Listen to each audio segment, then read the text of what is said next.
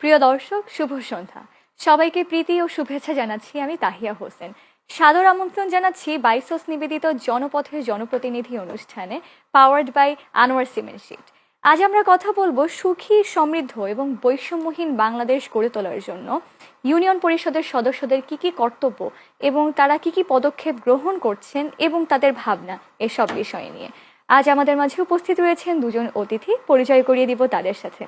প্রথমেই আমার বাম দিকে রয়েছেন জনাব এম সাইফুল ইসলাম মোয়াজ্জেম, সদস্য সুকুন্দি ইউনিয়ন পরিষদ, মনোহরদী, নরসিংদী এবং মহাসচিব বাইসোস। অনেক ধন্যবাদ আজকে আমাদের সাথে থাকার জন্য। এবং আমার ডান দিকে রয়েছেন জনাব জাহাঙ্গীর আলম প্রধান, secretary general of national journalist forum এবং মিডিয়া হেড, জাতীয় ঐক্যফ্রন্ট। অনেক ধন্যবাদ আজকে আমাদেরকে সময় দেওয়ার জন্য। শুরুতেই আমি চলে যাচ্ছি জনাব সাইফুল ইসলাম মোয়াজ্জেম আপনার কাছে এবং প্রশ্ন করতে চাই বাইসোস নিয়ে। আপনি তো স্থানীয় সরকারের যে কমিশন গঠন করেছেন, তো সেখান থেকে অনেকগুলো সুপারিশ করেছেন, তো এই বিষয়ে যদি আমাদেরকে একটু বিস্তারিত বলতেন। জি, আপনাকে ধন্যবাদ। সেই সাথে যারা চ্যানেল এসকে দেখছেন সকলের প্রতি শুভকামনা। আপনি যেটি জানতে চেয়েছেন যে স্থানীয় সরকার কমিশনের সুপারিশ, দেখুন, অন্তর্বর্তীকালীন সরকার গঠিত হওয়ার পরে স্থানীয় সরকার কমিশন সহ এরকম আরও 11টি কমিশন কাজ করেছে। আমার সৌভাগ্য হয়েছে দীর্ঘদিন এই সংগঠনে দায়িত্ব পালন করার সুবিধায় যে কমিশনের সাথেও আমার কিছু কাজ করা, মন্তব্য, বক্তব্য তুলে ধরা, যেটি দেশ ও জাতির কল্যাণে আমি চেষ্টা করেছি।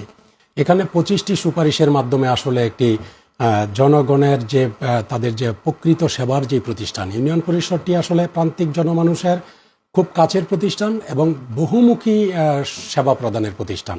সেই ইউনিয়ন পরিষদ কিন্তু আজকের বাস্তবতায় আমরা যেটি মনে করি যে প্রয়োজনের তুলনায় ইউনিয়ন পরিষদটা কিন্তু ততটুকু ভালোভাবে কাজ করতে পারছে না, ফাংশন করতে পারছে না। অনেক রকমের সীমাবদ্ধতা রয়েছে, দুর্বলতা রয়েছে। এটিকে কাটিয়ে উঠে জনগণকে কাঙ্ক্ষিত সেবার মাধ্যমে এই রাষ্ট্রের যে আমাদের যে আর্থসামাজিক যে কর্মসূচি আছে সেইগুলিকে গতিশীল করার মাধ্যমে সুস্পষ্ট মতামত কিন্তু আমরা এখানে তুলে ধরেছি। আমরা আশা করছি আগামী দিনে যেই সরকার আসবে সেই সরকার এই স্থানীয় সরকারের পরিবর্তনের জন্য এবং শক্তিশালী স্থানীয় সরকার ব্যবস্থা গড়ে তোলার জন্য আমাদের এই 25টি সুপারিশের মধ্যে তারা সর্বোচ্চ গুরুত্ব দিবেন এবং এগুলিকে যথেষ্ট বিবেচনায় নিয়ে ওনারা কাজে লাগাবেন। আপনার কাছে আমার আরো কিছু প্রশ্ন রয়েছে, তবে এবার একটু ফিরে যাব জনাব জাহাঙ্গীর আলম আপনার কাছে। আপনার কাছে জানতে চাই এই যে প্রান্তিক জনগণের যে সেবা সম্পর্কে ইউনিয়ন পরিষদ যেসব পদক্ষেপ গ্রহণ করছে, তো এই বিষয়গুলো জার্নালিস্টরা কিভাবে দেখছেন এবং তারা কিভাবে মিডিয়াতে কভার করছে জিনিসগুলো? ইউনিয়ন পরিষদ হচ্ছে জনগণের দোরগোড়ায় সেবা পৌঁছে দেওয়ার একটি কার্যকর প্রতিষ্ঠান এবং এর মাধ্যমে যারা ইউপি সদস্য আছেন তারা যদি সঠিকভাবে দায়িত্ব পালন করেন তাহলে আমাদের আর্থসামাজিক উন্নয়ন সহ আমাদের যেসব সমস্যার সম্ভাবনাগুলি আছে সেগুলি সহজে চিহ্নিত করা সম্ভব হয়। এটা যখন ওনারা এই কাজগুলি করবেন বা সমস্যাগুলি চিহ্নিত করবেন, সাংবাদিকরা তাদের কাছ থেকে সেগুলি জেনে সরজমিনে প্রত্যন্ত অঞ্চলের যে কৃষি, অর্থনীতি, পারিবারিক, সামাজিক, আর্থিক এবং বিভিন্ন রাস্তাঘাটের যে সমস্যাগুলি, এগুলো তারা খুব কাছ থেকে দেখেন কারা, জনপ্রতিনিধিরা। এটা ইউপি সদস্য হোক, ইউপি চেয়ারম্যান হোক, ওনাদের কাছ থেকে সঠিক তথ্যটা পাওয়া যায়। তারা যদি সঠিকভাবে দায়িত্ব পালন করেন, সেই সমস্যাগুলি চিহ্নিত করে সাংবাদিকদের দৃষ্টিগোচর করেন এবং সাংবাদিকরা যদি সেই সমস্যাগুলি তাদের কলমের মাধ্যমে, গণমাধ্যমে তুলে ধরেন, তাহলে সেই সমস্যাগুলো সহজে সমাধান করা যায় এবং যারা এগুলি সমাধান করবেন রাষ্ট্রের বিভিন্ন স্তরে উপরের দিকে, তাদের দৃষ্টি আকর্ষণের সহজ পথ হচ্ছে গণমাধ্যম। হ্যাঁ, গণমাধ্যম যদি সেই কাজটা করে তাহলে সহজেই আমরা কৃষি উন্নয়ন হলে আমাদের ধান, পাট, চাল উৎপাদনটা যেখানে হয়, যেখানে আমাদের হাঁস, মুরগি, গরু, ছাগল লালন পালন হয়, তাদের সমস্যাগুলি চিহ্নিত করে এগুলি সমাধানের পথ যদি সাংবাদিকরা বাতলে দিতে পারেন এবং তারা যদি এই জনপ্রতিনিধিদের কাছ থেকে সঠিক তথ্যটা নেন এবং তারা যদি সঠিক তথ্যটা দেন, তাহলে আমাদের সামাজিক উন্নয়নে এটা বিরাট ভূমিকা রাখতে পারে। তো আমরা যে বিষয়ে কথা বলছিলাম, জনাব সাইফুল ইসলাম মোয়াজ্জেম আপনার কাছে ফিরে আসি। আপনি তো সুপারিশ বিষয়ে বলছিলেন এবং সুপারিশের একটি পয়েন্ট রয়েছে পদমর্যাদার নিয়ে, তো এটার ব্যাখ্যাটা যদি একটু দিতেন।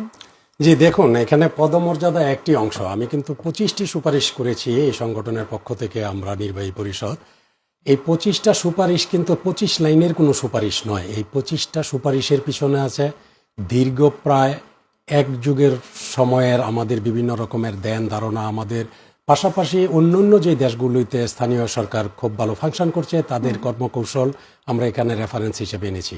তার মধ্যে পদমর্যাদার যে বিষয়টি আপনি তুলে ধরেছেন, যে দেখুন, আমরা যারা ইউনিয়ন পরিষদের সদস্য, এটি কিন্তু সাদা চোখে অনেকে একজন ওয়ার্ড মেম্বারকে গুরুত্ব দিয়ে চিন্তা করতে পারে না অথবা চিন্তা করতে চায় না। বিষয়টা অনেকটা এই কারণেই যে এই জনপ্রতিনিধি কিন্তু জনগণের খুব সান্নিধ্যে থাকে, পাশে থাকে। আপনি জানবেন যে আমাদের কিন্তু ডিউটিতে কোনো আমাদের অফিস এবং আউটসাইড বলতে কোনো বিষয় নাই। আমরা 24 ঘন্টা যখন মানুষ প্রয়োজন মনে করে তখনই তাদের পাশে দাঁড়াতে চাই। আরেকটি বিষয় হলো যে এখন এই তথ্য প্রযুক্তি এবং মোবাইলের মাধ্যমে অনেকে কিন্তু বাড়িতে বসেই রাত্রে 3টার সময়ও আমাদের যারা সদস্য আছে তাদেরকে প্রয়োজনে তারা অনেক সময় তাদের বাড়িতেও ডাকে। অনেকটা চিকিৎসক যেরকম একজন মুমূর্ষু রোগীর কাছে ছুটে যায়, আমরা কিন্তু সেভাবেই চলে যাই, কারণ আমাদের উপস্থিতি একটি বড় ঘটনাকে নিবৃত্ত করতে পারে, সেটিকে থামায় দিতে পারে, সেটিকে মিনিমাইজ করতে পারে। এই আকাঙ্ক্ষা আমাদের মধ্যে কাজ করে। সেই আকাঙ্ক্ষা থেকেই কিন্তু এই নির্বাচনে দাঁড়ানো এবং নির্বাচিত হওয়া। আজকে পদমর্যাদার যে বিষয়টি বলছেন, যে দেখুন, আমি যখন কাজ করব, আমার যদি একটা মর্যাদাই না থাকে, রাষ্ট্র কর্তৃক যদি আমাকে কোনো মর্যাদা না দেয়, তাহলে আমি যে কাজ করছি, আমি যে শ্রম দিচ্ছি, আমি যে কথা বলছি, এগুলি তো কোনো না কোনোভাবে একটা জায়গায় গিয়ে তো এটাকে ফাংশন করতে হবে। আজকে দেখুন যে ইউনিয়ন পরিষদের সদস্য, সে একটি ওয়ার্ডে প্রতিনিধিত্ব করে। সেই ওয়ার্ডের জনসংখ্যা কোথাও 5,000, কোথাও কিন্তু ভোটার সংখ্যাই 1.5 লক্ষ। আপনি একবার ভাবুন তো যে একজন ইউপি সদস্যর তার নির্বাচনী এরিয়ার ভোটার সংখ্যা 1.5 লক্ষাধিক, যেটি কোনো কোনো জায়গায় 2টা সংসদীয় আসনের ভোটার সংখ্যা সমান। তাহলে এই যে মানুষটি এখানে কাজ করছে, বিভিন্ন রকমের ফাংশন আমাদের করতে হয়। এখানে আপনি জানবেন যে 7টি মন্ত্রণালয়ের 39টি কাজ আছে। এখানে কিন্তু অনেক রকমের আইনি বিষয় আশয় আছে। তারপরে যত রকমের আমাদের যে সামাজিক ভাবে যেগুলিকে আমরা খুব বেশি বেদি মনে করি, যেরকম মাদক আছে, তারপরে নানা রকমের বিপজ্জনক বস্তু ক্রয় বিক্রয় আছে, সেই জায়গাগুলিতে যখন আমরা কাজ করতে যাই, তখন আমি যে সিদ্ধান্তটা দিচ্ছি জনকল্যাণে, সেটিকে আমলে নেওয়ার জন্য কিন্তু আমার এই বক্তব্যের একটা মর্যাদার দরকার। সেই বক্তব্যের মর্যাদাটা এই কারণেই আমি মনে করি যে জনপ্রতিনিধি হিসেবে আপনি যদি দেখেন যে একজন সরকার প্রধানমন্ত্রী, ওনার একটা মর্যাদা, একজন মেয়রের একটা মর্যাদা আছে, জেলা পরিষদের চেয়ারম্যানের মর্যাদা আছে, উপজেলাতে মর্যাদা আছে, কিন্তু আমাদের কোনো মর্যাদা নির্ধারণ করা হয় নাই। আমাদের কিন্তু সেই অনুযায়ী কোনো আর্থিক সুবিধাও নির্ধারিত করা হয় নাই। তাহলে আমরা কি করছি? আমরা অত্যন্ত এই আশেপাশের মানুষের যাদের সাথে আমার উঠা বসা, তাদের পছন্দের মাধ্যমে তাদের মনোনীত হয়ে আমি আমার পছন্দের প্রতীকে নির্বাচন করেছি। সেই নির্বাচন করার পরে আমি যখন তাদের সাথে কাজ করছি, তখন কিন্তু আমার পকেটের টাকা খরচ করে করছি, তারপরেও কিন্তু আমি আমার প্রয়োজনে করছি। এখন বিষয় হলো, যখন আমি সরকারি কিছু কাজ করতে যাব আমার ইচ্ছায়, সেই ক্ষেত্রে আমার ট্রান্সপোর্টের বিষয় আছে, অনেক মানুষকে একসাথে নিতে হয়, তাদের সাথে মত বিনিময় করতে হয়। আমি যখন জনগণকে অংশগ্রহণের মাধ্যমে যখন একটি কল্যাণকর কাজ করতে যাব, তখনই এখানে কিন্তু আর্থিক বিষয়টা আসে। আমাদেরকে এই ধরনের কোনো রকমের বরাদ্দ কিন্তু নাই। আপনি দেখবেন অন্য সেক্টরে টিএ ডিএ অনেক কিছুতেই অনেকভাবে থাকে, আমাদের বেতনের জায়গায়ও নাই, আমাদের অন্য রকমের কোনো বরাদ্দের জায়গায় নাই। সেই কারণে আমি বলেছি যে আমাদেরকে যদি একটি ন্যূনতম 2য় শ্রেণীর মর্যাদা দেওয়া হয় এবং তদ অনুযায়ী যদি আর্থিক সুবিধাগুলি দেওয়া হয়, আমরা এই কাজগুলি করার জন্য আরো বেশি নিবেদিত হতে পারবো এবং আমরা অনেক বেশি সামনে এগিয়ে যাওয়ার সুযোগ পাবো। আপনি শুনলে অবাক হবেন যে আমরা যারা কাজ করি, আমরা অন্যের সন্তানরা ঠিক মতো লেখাপড়া করছি কিনা, আরেকজন সন্তান বাবা মার নিয়ন্ত্রণে থাকছেন কিনা, এইভাবে যখন আমরা কাজ করি, আমাদের সন্তানের খোঁজ কিন্তু আমরা নিতে পারি না। আমরা সেই কাক ডাকা ভরে উঠে চলে যাই অন্যের সমস্যা সমাধান করতে, বাড়িতে ফিরি কখনো 2টা 3টা বাজে। আমরা সেই পান্তা ভাত খেতে হয় 30 দিনের 15 দিন। কিন্তু আমার সন্তানের আমি যে এখানে চিন্তা করতে পারতেছি না, অন্যের সন্তানের জন্য আমার ঘরে আমি সময় দিতে পারতেছি না আরেকজনের ঘরকে ঠিক রাখার জন্য। এটি শুধুমাত্র পারিবারিক বিরোধের জায়গায় না, আজকে ছেলে মেয়ে বিয়ে শাদী হয়, প্রথম পর্যায়ে কিছু সমস্যা থাকে, সেই সব জায়গায় আমাদের একাধিকবার গিয়ে কথা বলতে হয়, নিজের উপরে দায়িত্ব তুলে নিতে হয়। সেই দায়িত্বের জায়গায় যদি মর্যাদার বিষয়টা থাকে, তাহলে যেটি হয় যে আপনার প্রশাসন স্তর বলেন অথবা পাবলিক স্তর বলেন, তারা কিন্তু আমাদের সিদ্ধান্তগুলিকে অনেক বেশি গুরুত্ব দিবে। এই বিষয়গুলিকে রাষ্ট্রকে চিন্তা করতে হবে। পাশাপাশি আমার 25 দফা সুপারিশের প্রত্যেকটি সুপারিশই যদি এই 18 কোটি মানুষের কল্যাণের জন্য হয়ে থাকে, তাহলে এটাকে 100% আমি মনে করি গুরুত্বের জায়গায় আগামী সরকারকে দেখতে হবে। এটি আমার খুব বিশ্বাস এবং সেটি হবে বলেই আমি এখন পর্যন্ত স্বপ্ন দেখছি। আচ্ছা, নিশ্চয়ই স্বপ্ন পূরণ হবে। তবে আমি একটু জনাব জাহাঙ্গীর আলম আপনার কাছে ফিরে আসতে চাই। গণমাধ্যম বাদ দিয়ে শুধু যদি আমি কৃষির কথা চিন্তা করি, তো কৃষি উন্নয়ন নিয়ে আপনি কি বলতে চান এবং কিভাবে উন্নয়ন করা সম্ভব? কৃষক হচ্ছে বাংলাদেশের প্রাণ, আমরা কৃষকের সন্তান। সেই পরিচয়টা দিতে আমাদের খুব লজ্জা লাগে।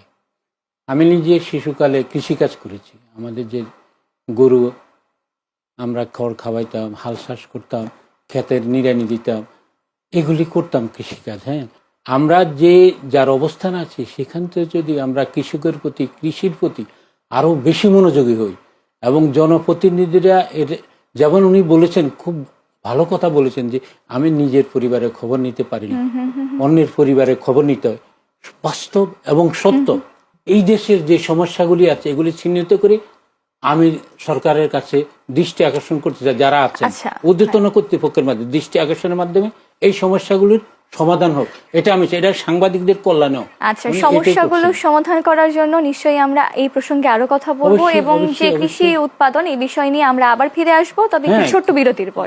Thank you. প্রিয় দর্শক, অনুষ্ঠানের এই পর্যায়ে নিয়ে নিচ্ছি ছোট্ট একটি বিরতি। আপনারা কোথাও যাবেন না, ফিরে আসছি একটা ব্রেকের পর। প্রিয় দর্শক, ফিরে এলাম একটা ব্রেকের পর। আপনারা দেখছেন বাইসোস নিবেদিত জনপথের জনপ্রতিনিধি, powered by Anwar cement sheet. সাথে আছি আমি তাহিয়া হোসেন, এবং যে প্রসঙ্গে কথা বলছিলাম, ফিরে যাচ্ছি আলোচনায়। যে প্রসঙ্গে আমরা কথা বলছিলাম, এই যে কৃষি উৎপাদন কিভাবে বাড়ানো সম্ভব, তো আবারও সেই আলোচনায় ফিরে আসি। কৃষি উৎপাদন বাড়ানো সম্ভব। আমাদের যে জমিগুলি আছে, আমাদের যে চাষাবাদের যে জায়গাগুলি আছে, এর মধ্যে অনেক জায়গা অনাবাদি থেকে গেছে। এই জায়গাগুলিকে আমাদের কৃষি চাষের উপযোগী করতে হবে, এগুলিতে চিহ্নিত করতে হবে, এবং এগুলিকে চিহ্নিত করে চাষাবাদ উপযোগী করে, এবং কৃষককে আমরা উৎপাদন বাড়ানোর জন্য সার, বীজ, ভালো ভালো জিনিসটা তাদের দোরগোড়ায় পৌঁছে দিতে হবে। এবং এই ইতিমধ্যে বড় আবাদ শুরু হয়েছে, এখানে পানি সেচের দরকার। তাই আমরা যদি খাল কাটতে পারি, নদী থেকে এই সংযোগ যদি আমরা তৈরি করতে পারি, তাহলে সহজে জমির মধ্যে সেচ দেওয়া যাবে।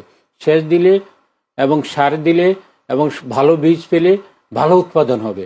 এবং আমরা যদি কৃষি অফিসে আমাদের জনপ্রতিনিধিরা যদি ঠিকমতো তাদেরকে গাইড করে, উপদেশ দেন, তাদের পাশে থাকেন, দাঁড়ান, অবশ্যই জনপ্রতিনিধিরা সেটা করছেন, আমরা দেখছি আজকালকার দিনে। আগে এটা খুব কম হতো, কিন্তু এটাকে আরো বাড়াতে হবে। যত বাড়বে তত কৃষি উৎপাদন বাড়বে। কৃষি উৎপাদন বাড়লে আমাদের অনেক সমস্যার সমাধান হবে।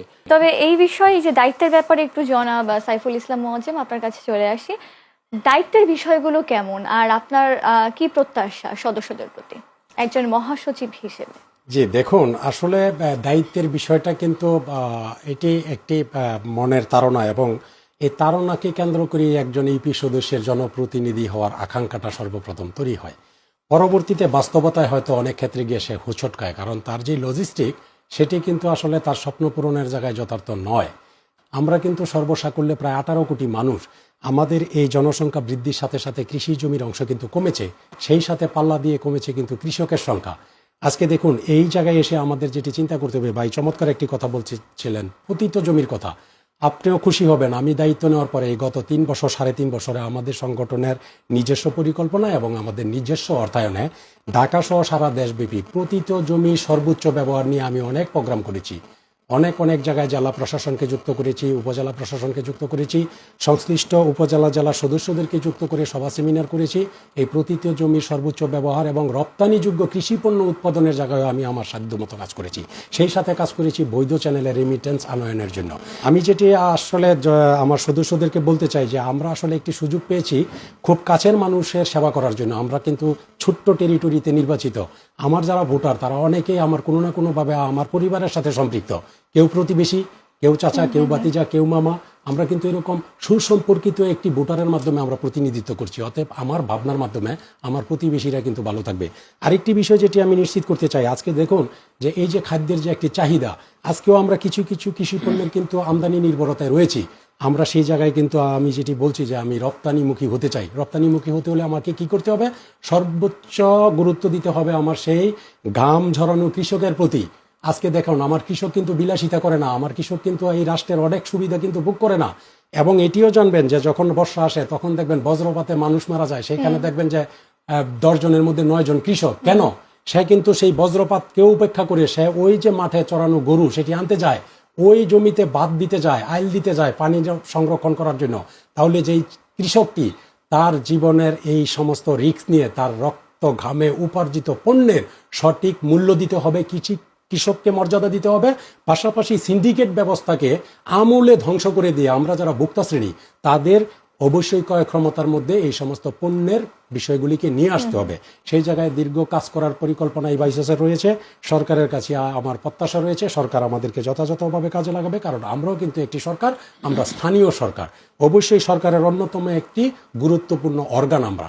সেই জায়গায় আমাদেরকে সেইভাবে কাজে লাগাতে চাইলে সরকার আমরা সর্বক্ষণই প্রস্তুত আছি। আরেকটি বিষয় আপনাকে এর সাথে যুক্ত করে দিতে চাই যে দেখুন, আজকে আমাদের যে জনসংখ্যা, এই জনসংখ্যাকে কিন্তু আমরা অনেক ক্ষেত্রে এটি একটি জনসমস্যা হিসেবে আমরা চিহ্নিত করছি। আমি কেন সেটিকে চিহ্নিত করতে যাব? আমার এই যে এই 57,000 যেই বর্গ মাইলের বাংলাদেশ, এটির প্রতিটি ইঞ্চি মাটি আমার জন্য কিন্তু প্রয়োজনের, এবং এই প্রত্যেকটা ইঞ্চি মাটি কিন্তু ফাংশন করে। কোথাও করতেছে মনে করেন কৃষির জন্য, কোথাও ধানের জন্য, কোথাও পাটের জন্য, কোথাও পশুপালনের জন্য, কোথাও ভুট্টার জন্য, কোথাও আখের জন্য। তাহলে সেই মাঠটাকে যদি আমি কাজে লাগাতে পারি, আজকে শিক্ষিত, অশিক্ষিত, অর্ধশিক্ষিত, বেকার যারা, তাদেরকেও যদি আমি কৃষি শিক্ষায় প্রশিক্ষণের মাধ্যমে প্রশিক্ষিত করতে পারি, বিশেষ করে আমার সদস্যদেরকে এই 7টি মন্ত্রণালয়ের 39টি কাজের জায়গায় যদি তাদেরকে 6 মাস অন্তর অন্তর এক একটা বিষয়ের উপরে যদি প্রশিক্ষণ করতে পারি সংশ্লিষ্ট উপজেলা প্রশাসনকে সাথে নিয়ে, আর আমার সদস্যরা যখন সকল বিষয়ে দায়িত্ব পালন করতে গিয়ে যখন তার কাছে ন্যূনতম একটি ধারণা থাকবে, সেই ধারণাটা যখন সকল শ্রেণীর মধ্যে সে ডিস্ট্রিবিউট করবে, অবশ্যই আমরা উদ্বুদ্ধ হব, কারণ আমরা কিন্তু সকলে একসাথে মিলেমিশে বাস করছি। আমি যেটা আগামী দিনে দেখতে চাই, আমার এই দেশ হবে খাদ্যে স্বয়ংসম্পন্ন, আমার এই দেশ হবে রপ্তানিমুখী কৃষিতে একটি তালিকাভুক্ত রাষ্ট্র, এবং সেই সাথে আমি যেটি করব, আমার এই 18 কোটি মানুষের প্রত্যেকটা মানুষই হব আমরা কর্মমুখী, আমরা উৎপাদনে যাব, আমরা সৃষ্টিতে যাব, ক্ষুদ্র ক্ষুদ্র শিল্পে যাব, আমরা অবশ্যই এক্সপোর্ট করব বিভিন্ন রকমের পণ্য পর্যন্ত। সেভাবে আমাদের ঘুরে দাঁড়ানো সম্ভব এবং ঘুরে দাঁড়াতে হবে। নিশ্চয়ই। অনেক অনেক ধন্যবাদ আপনার মূল্যবান বক্তব্যের জন্য। এবারে ফিরে যাই একটু জনাব জাহাঙ্গীর আলম আপনার কাছে জানতে চাই সম্ভাবনার বাংলাদেশ গড়ে তোলার জন্য বাইসসের কি কি পদক্ষেপ আপনার চোখে পড়েছে এবং এ নিয়ে আপনার মন্তব্য কি? আমার বাড়ি চাঁদপুর 1 কচুয়া। সেখানকার আমাদের সাবেক এমপি রফিকুল ইসলাম রনি বাইসসের প্রতিষ্ঠাতা মহাসচিব ছিলেন, প্রতিষ্ঠাতা চেয়ারম্যান, এবং অফিসটা ছিল এখানে কাকরাইল। উনি আমার বড় ভাইয়ের মতো। আমাদের নিজের বাসা বাড়ি থাকলেও আমরা আসতে শিশুকালে ওনার কাছে থাকতাম, ওনার পাশে থাকতাম, ওনার পরামর্শ নিতাম, এবং বাইসসের অফিসে বেশিরভাগ সময় আড্ডা দিতাম। ওনার এই পরিচয় পেয়ে বাইসসের সাথে উনি যুক্ত মহাসচিব, আমার কাছে খুব ভালো লেগেছে, আমি আনন্দিত হয়েছি। আমি এটার উত্তরোত্তর সমৃদ্ধি কামনা করছি। এবং উনি যে কথাগুলো ইতিমধ্যে এখানে বলেছেন, যে প্রস্তাবগুলি তিনি রেখেছেন স্থানীয় সরকার উন্নয়নে, এবং উনি যে কর্মঠ, এবং ওনার মতো অন্যরাই এইভাবে কর্মঠ, আমি এটা মনে করি। এবং তারা যে বিচ্ছিন্নভাবে কাজ করছেন না, এখন তারা সংগঠিত হলে সব কিছুর একটা ফল পাওয়া যায়। আশা রাখি আজকে যারা ক্ষমতা আছেন তাদের যে ওনারা যে পরামর্শগুলো দিয়েছেন, রেখেছেন, এগুলি সময় উপযোগী, এবং ওনারা জনগণের কাছে থাকেন, পাশে থাকেন, এবং নিরবধি থাকেন।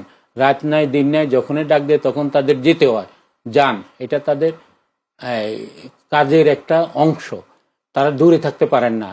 যখনই কোনো সমস্যার সৃষ্টি হয় সেখানে তাদের ডাক পড়ে এবং অনেকে যান। এজন্য তারা যে দাবিটি তুলেছেন তাদের দিয়ে নেয়, তাদের সামাজিকভাবে সেই মর্যাদা নেয়, এবং তাদের সেভাবে অর্থ দেওয়া হয় না, সব অর্থই অনর্থের মূল। তাই ওনারা যে শ্রম দেন, যে কাজটা করেন, বলা যায় 24 ঘন্টায় তারা জনগণের পাশে থাকেন এবং তাদের প্রতি দৃষ্টি রাখেন। তাদের সেই দিকে দৃষ্টি রেখে সরকার যদি তাদের প্রতি সেই সহযোগিতার হাত বেড়িয়ে দেন, যেটা তাদের প্রাপ্য, যেটা ন্যায্য, যেটা সঠিক, যেটা বাস্তব, আমি আশা করি সেটা তারা করবেন। আর ওনার যেহেতু এখানে আছেন, তার মাধ্যমে আমার একজন সামাজিক লোক হিসেবে তার কাছে, তার মধ্য দিয়ে তার প্রতিষ্ঠানের কাছে আমার অনুরোধ, আপনারা এর পাশাপাশি সমাজকে মাদকমুক্ত করার জন্য আপনারা নিশ্চয়ই অবদান রাখছেন বা রাখবেন, সেদিকে বিশেষ দৃষ্টি, এবং শিশুরা যেন ওইদিকে মাদকাসক্ত না হয়, বিকেলে খেলাধুলা করতে পারে তার ব্যবস্থাটা করবেন। এবং সন্ধ্যার পরে যেন কোনো সন্তান রাস্তাঘাটে আড্ডা না দেয়, না থাকে, পড়ার টেবিলে যায়, এই বিষয়টার প্রতি আপনারা যদি সাংগঠনিকভাবে দৃষ্টি রাখেন, আমাদের সামাজিক অনেক সমস্যা এমনিতেই সমাধান হয়ে যাবে। এবার একটু ফিরে যাই জনাব সাইফুল ইসলাম মোয়াজ্জেম আপনার কাছে। শেষ অল্প ছোট্ট করে একটু জানতে চাই আপনার শেষ মন্তব্য সম্পর্কে। আমরা অনুষ্ঠানের শেষ প্রান্তে চলে এসেছি। জি, আমি আমার শেষ বক্তব্যে যেটি বলতে চাই সেটি হলো আমার সম্মানিত সহ আলোচক যেমনটি আমাকে মনে করিয়ে দিলেন, এই সংগঠনের যিনি প্রতিষ্ঠাতা সভাপতি ছিলেন রফিকুল ইসলাম রনি, উনি অত্যন্ত তরুণ একজন পার্লামেন্টেরিয়ান ছিলেন। 27 বছর ওনার বয়সের হাত MP ধরে আজকে এই সংগঠনটি কিন্তু 40 বছর পূর্তি উদযাপনে আছি আচ্ছা, আমরা। চমৎকার। এই 40টি বছর যাবৎ আমরা নিরন্তর চেষ্টা করেছি, আমরা যতটুকু সম্ভব সেখানে অর্জনও করেছি, যেটি দেশ ও জাতির কল্যাণে ব্যাপক ভূমিকা রাখছে। বিষয়গুলি আমি হয়তো পার্টিকুলার আর উল্লেখ না করলাম। আমি যেটি পাশাপাশি স্মরণ করছি, এই সংগঠনের দায়িত্ব পালন করেছেন টেকনোক্রেট কোটায় রফিকুল ইসলাম রনি স্যারের মতো অনেক রাষ্ট্রের গুরুত্বপূর্ণ সুদী, জ্ঞানী, গুণী বুদ্ধিজীবীগণ। তারা অনেকেই প্রয়াত, আমি তাদের আত্মার বিধি মাগফিরাত কামনা করছি। সেই সাথে আজকে আমরা যারা চলমান কমিটিতে আছি, দেশব্যাপী 55,000 ইউপি সদস্যরা যারা আছে, আজকে দেখুন বাংলাদেশটি 57,000 বর্গ মাইলের বাংলাদেশ। এখানে যদি সিটি কর্পোরেশন এরিয়া বাদ দেই, পৌরসভা বাদ দেই, তাহলে প্রায় 55,000 বর্গ মাইলের বাংলাদেশে আমরা 55,000 নির্বাচিত সদস্য। আমরা এই 1,10,000 চোখ, 1,10,000 কান এবং আমাদের 1,10,000 হাত, আমরা সর্বসময় আমরা অবশ্যই রাষ্ট্রের কল্যাণে আমরা বাহ, নিবেদিত বাহ, রাখতে বাহ, চাই। খুব চমৎকার। এই প্রতিশ্রুতি দিয়ে গেলাম আজকে এইখানে, এবং আমি আল্লাহর কাছে সেই রহমত বরকত প্রার্থনা খুবই করছি এই চমৎকার। জনকল্যাণে যেন এই কাজগুলি আমরা অনেক চলমান অনেক রাখতে পারি। ধন্যবাদ আপনাকে জনাব সাইফুল ইসলাম মোয়াজ্জেম, আর আপনাকেও অনেক ধন্যবাদ জনাব জাহাঙ্গীর আলম আজকে আমাদের সাথে থাকার জন্য এবং আপনাদের মূল্যবান দৃষ্টিভঙ্গি সকলের সাথে শেয়ার করার জন্য। জি, প্রিয় দর্শক, আমরা চলে এসেছি অনুষ্ঠানের শেষ পর্যায়ে। এই বিষয় নিয়ে আমরা আবারও কথা বলবো অন্য কোনো পর্বে। সেই পর্যন্ত আপনারা সবাই ভালো থাকবেন, সুস্থ থাকবেন, আর অবশ্যই প্রান্তিক জনগণের পাশেই থাকবেন। আমি তাহিয়া হোসেন বিদায় নিচ্ছি আজকের মতো। আল্লাহ হাফেজ।